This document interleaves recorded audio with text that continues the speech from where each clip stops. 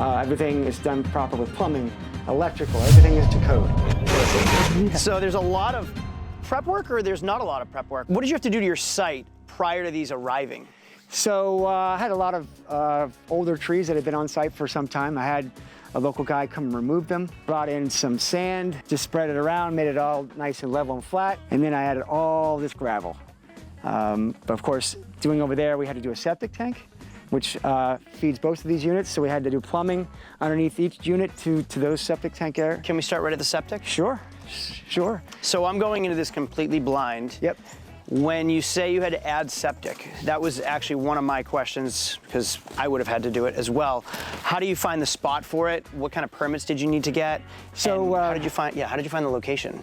Well, septic is done through the health department here in Martin County, and I called my friendly neighborhood plumber, who also does septic work, and he came out to visit the site, told him where I was putting these exactly. So he digs a big area, plops the tanks, plumbs the plumbing to each unit over to the tank, and has it set at a certain level so it drains and goes into this particular tank. Do you have town water and sewer at your home? So no, everything here on this property is either well or septic. So do you have a separate septic for your home and Yes. a separate for the two units? Yes. Okay. Do you mind if I ask how much, just generally, a septic system is to install for something like this? Well, it's all based on the size of the unit you're doing.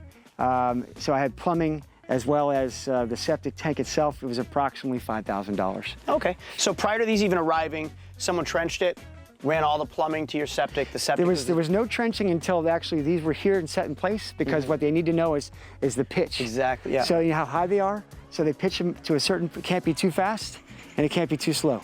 That's something you have to learn about with plumbing. You don't want the water to go over certain things and get stuck. So it has to kind of build up and push at the same time. Okay. And then we did the same thing with the water system. So it's a well. So I had a company pull a permit and do the well over there, which feeds just the units here. How far down do you have to go for a well in Florida? That's all depends on where you're located and how far, they'll tell you, the guys that come and do the work. I'm kind of sitting about 50 to 40 feet above sea level, so I can go pretty far to get good water. So I think they were close to 150 to 200 feet. Oh, okay. So it's pretty good water up here where I'm located. Now, your septic is here, and if I just walk all the way down, you obviously have to have an electrician come in and wire everything up too. So what was done prior and then what was done after? Is it as simple as just plugging it in when these show up? No, not quite. So the electrical was a little more difficult. You find out from Blake and his crew what kind of power is being drawn from each unit. And I believe it's a 40 amp breaker for each one. So I brought a total of 80 amps worth of power out here to a separate panel that's behind the unit on a pedestal. So I had to trench from the main house underneath with pipe and wire all the way over there to get power. Now my house is fed with solar, so the entire property runs on solar. Including these units? Yes. So that actually answered my question. My question would have been, essentially, if you were paying the power company, all of this would have been on one bill. Yes. Your solar, so Yes. the solar takes care of all of it. Yes, if your electrician certifies that you have enough space and power available in your current panel in your house, then you can run it all in one system. Do they have the option for solar on these units? Yes, as a matter of fact, I think Blake and his crew have done 2 or 3 or more different builds that are self-contained with a fully automated battery and solar system, as well as a composting toilet. So they could have done that in a situation where you don't have to have plumbing. If I want to find a spot of land in the middle of nowhere, Just plop no them one down. can find me, Right. I'll be completely self-sufficient? Yep. Wow. 100%. So can I go to the back of this and see what the backside looks like? Sure, So yes. everything is a complete mirror image of each other? Exactly. I built this center area for people to come and just relax and have it's another spot to eat. Obviously, I don't have a ton of space in the unit, but out here I bought this table and chairs with this umbrella that people could eat, spend some time on. So this is a shared unit, but I didn't want to have a window on either side of people peeking into each other. So I flipped the units as far as the build was concerned, so this is more private. Here's another interesting thing is these are just fed with a water spigot. So the water that I have through my system is just fed with a water hose, a regular garden hose. So do you have a well and pump? Yes. It pumps right to these hoses? Correct. That are, attached right to the units. Correct. So Now with these units, they must have hot water heaters, right? yes, and it's hard to see. They were located in the cabinetry underneath the bathroom sink, right by the toilet. So you really can't see them, and there's not even any door handles. Is it there. an on-demand, or do you ever run out? I have only had one guest in the 200 stay ever complained that he used too much water, and I was wondering what he was doing the entire time. What was he up to in there? I don't know. But anyway, it lasts for a good 15 minutes. And not to mention the ground heats the water quite a bit because, as you can see, the water's above, you know, the heat from the water. It's always kind of somewhat warm. So you have them on blocks, Yes. some on wood.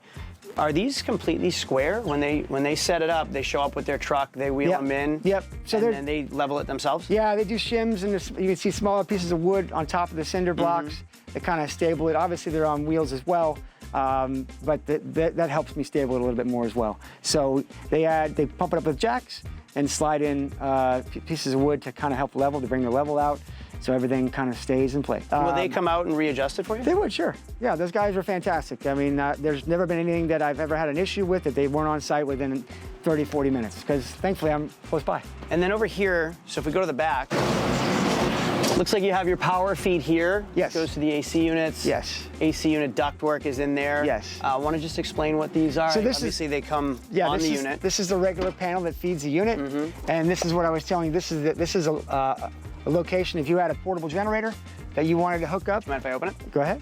So And I could just- plug my generator right in here and run this. Yes. Again, if I was remote somewhere. Yes. Didn't have solar, Right. plug my generator right in here and power Correct. the unit. Correct. So I just have an underground cable that goes from here over to my panel that's down the other end. And as you can see, here's the location of the pipes for the sewer coming Yeah. out, and they just go over there towards the septic system.